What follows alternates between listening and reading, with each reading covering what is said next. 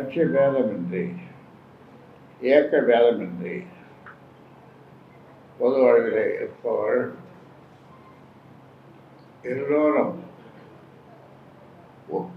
பொதுவாக சொல்ல வேண்டும் என்றால் ஒரு 1-2 பேரைத்தான் அவர்களிடமிருந்து தொலைபேசியில் எனக்கு வாழ்த்து சொல்லவில்லை, அல்லது நேரில் வரவில்லை. 1-2 பேர் தான்.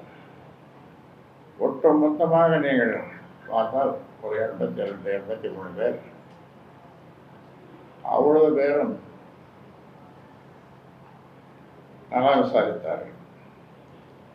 நேரிலே வந்து தொலைபேசியிலே நல்லா விசாரித்தார்கள். எல்லா கட்சியை சேர்ந்தவர்களும். ஒரு கட்சி வாழ்க்கையில் ஒரே ஒரு கட்சி மட்டும்தான் இப்பொழுது புதிதாக ஆரம்பிக்கப்பட்ட கட்சி.